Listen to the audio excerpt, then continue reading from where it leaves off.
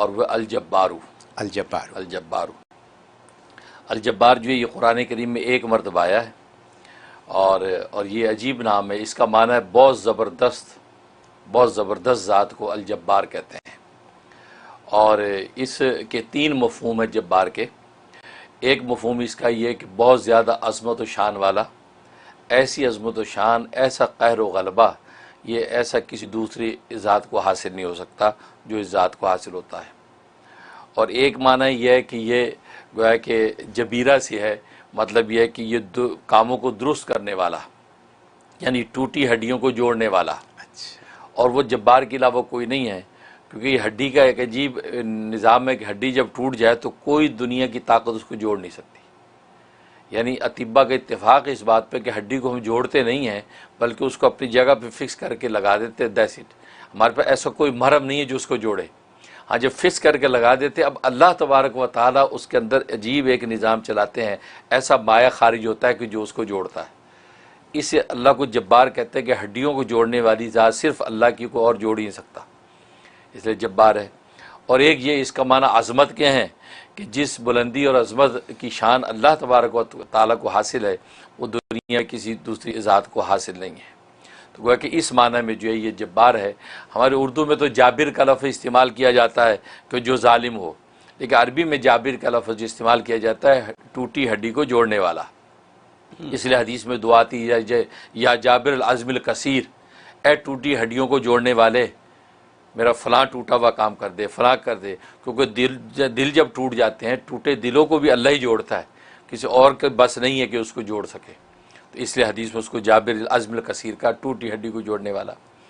اور پھر یہ کہ اس ذات کو قہر و غلبہ ایسا اس کائنات میں حاصل ہوتا ہے کہ اس کی سلطنت کے اندر کوئی اس کی منشا اور مرضی کے خلاف نہیں کر سکتا۔ یہ جب ارادہ کرتا ہے کہ مجھے یہ کرنا ہے تو پھر وہی ہو کے رہتا ہے۔ اور اس کی مثالیں تاریخ میں بھری پڑی ہیں کہ فرعون نے یہ چاہا کہ بنی اسرائیل کے بچے قتل کر دے، کہیں وہ بچہ یہاں پروان نہ چڑھ جائے کہ جسے میرا تختہ الٹ رہا ہے۔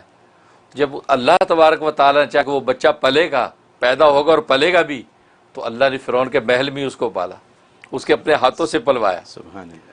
تو مطلب کسی کی بس نہیں۔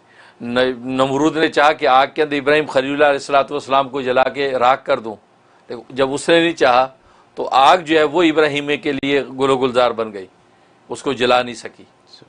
تو معلوم یہ ہوا کہ اللہ تبارک و تعالیٰ ایسی جو ہے وہ قہر و غلبے والی ذات ہے کہ اس کے منشا کے بغیر کائنات میں ایک پتہ بھی ہلتا نہیں ہے، اسی کی منشا اور مرضی پہ سارا نظام چلتا ہے۔ تو یہ جبار ذات ہے۔ اور اس نام کے بڑے فوائد ہیں، جس میں ایک فائدہ یہ ہے کہ اگر انسان یہ چاہتا ہے کہ دشمن کے کسی بھی قسم کے حملے سے محفوظ رہے، اس دشمن کے کسی بھی قسم کی جو ہے سازش سے محفوظ رہے، تو اس کے لیے 216 مرتبہ یا جباروں کا ورد کرے، 216 مرتبہ پابندی سے اس کا ورد کرے، تو کسی قسم کا ظاہری اور باطنی دشمن جو ہے اس پہ حملہ آور نہیں ہو سکتا اور اس کو مغلوب نہیں کر سکتا۔ اللہ تبارک و تعالیٰ اس کو غالب رکھیں گے۔ ایک اس کا یہ فائدہ ہے۔ اور ایک اس کا فائدہ ہے کہ اگر بادشاہ وقت ہے تو بادشاہ وقت اگر اس یا جباروں کا کثرت سے ورد رکھے تو کوئی بھی شخص اس پر غالب نہیں آ سکتا، یہ دوسروں پر غالب رہے گا، کوئی اس پہ غالب نہیں آ سکتا۔ تو کثرت سے یا جباروں کا ورد رکھے یا 1000 مرتبہ روزانہ اس کا ورد کر لیا کرے، تو انشاءاللہ اس بادشاہ کی بادشاہ طول پکڑے گی اور اس کو کوئی مغلوب نہیں کر سکتا۔ اس کا فائدہ۔ اور ایک فائدہ اس کا یہ ہے کہ انسان کا کوئی نقصان ہو گیا ہے، کوئی چیز ایسی چلی گئی ہے کہ جس کا ازالہ سمجھ میں نہیں آ رہا، تو یہ یا جباروں کا ورد کرے، 125 مرتبہ روزانہ کسی ایک نماز کے بعد یا جبارو پڑھے، اول آخر 11 مرتبہ درود ابراہیمی پڑھ کے دعا کرتا رہے، تو جو بھی نقصان ہوا ہے اللہ تبارک و تعالیٰ اس کی تلافی کر دیتے ہیں۔ سبحان اللہ۔ اور ظاہر کہ دنیا میں نقصان ہوتے ہیں اور تلافی بھی ممکن نظر نہیں آتی، تو کیونکہ یہ جبار جبیرہ سے بھی یہ نقصان کی تلافی کرنے والی ذات ہے جبار، تو یہ اس کی وجہ سے اس کو فائدہ ہوگا۔ اور ایک فائدہ یہ ہے کہ انسان جو یہ چاہتا ہے کہ لوگ میری غیبت نہ کریں، میری بدگوئی نہ کریں، میری برائیاں نہ کریں، بیک بائٹنگ نہ کریں، تو وہ اس سے کیسے بچیں؟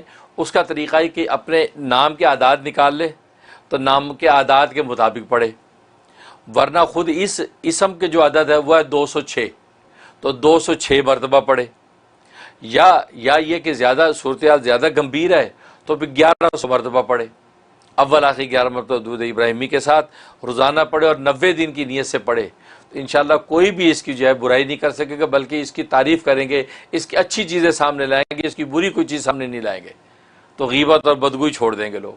تو یہ اس کے اندر تاثیر ہے. اور باقی یہ ہے کہ اس کی جہاں تک خواب میں تعبیر کا تعلق ہے، اس کا مطلب اگر خواب کے اندر یہ نام دیکھا یا سنا تو اللہ تبارک و تعالی اس کو دشمنوں کے سامنے مغلوب نہیں ہونے دیں گے، اس کو غالب ہی رکھیں گے اور دشمن اس کے سامنے مغلوب رہیں گے. اور دوسرا مطلب یہ ہے کہ جو اس کے نقصانات ہو گئے، کوئی ایسی تکلیف اس کو پہنچ گئی ہے، تو اللہ تبارک و تعالی بہت جلد اس کا جو ازالہ کر دیں گے اور اس نقصان کی اس کی تلافی ہو جائے گی. تو گویا کہ یہ اس کے لیے بشارت ہے.